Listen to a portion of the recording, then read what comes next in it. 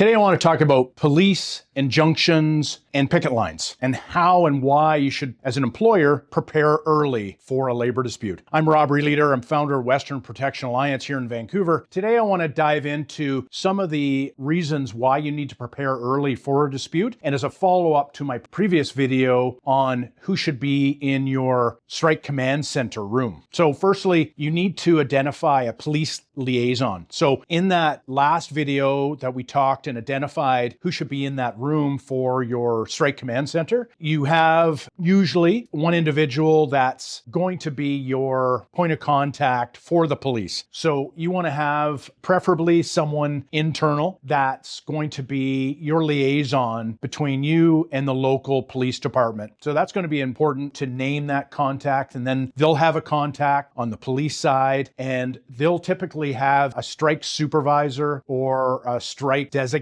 to deal with that picket line, or maybe picket lines in general. British Columbia has had a strike coordinator, I think they called it, the RCMP, for a number of years, and they were the point of contact for a lot of picket lines. Depending on the jurisdiction, that might be local and it might not be in BC, it might be in Quebec or Ontario, but you should try to utilize that person that you've identified to be that contact. And that will help with clear facts when you have a relationship with that individual, and it'll also calm escalation. And you don't want to use that person as, a release valve to always crying wolf. Every incident and every maybe picket line crossing and every potential bit of unrest, you want to use that in a professional and serious manner to help your dispute move forward and hopefully in your favor. So you want to do that, and you want to prepare that individual who's going to be that point of contact for the police. You want to prepare them to be prepared. So they need to have all those points that you want to get across, and they can be that point of contact. Number two is you have to have injunction readiness as an employer. And so your first weapon in a strike or a lockout should be your injunction or injunctive relief to help you reduce the amount of picketers and also the scope of picketing. So I've talked about this in previous videos, but it's important that you utilize that injunctive relief as a strategy in your overall strike plan, and why, again, you should prepare early for that. So you want pre-dispute meetings with your law firm and probably the individual that you've designated as that person, which will also include your strike security personnel. So they need to be on the same page. And if it's just one meeting with them,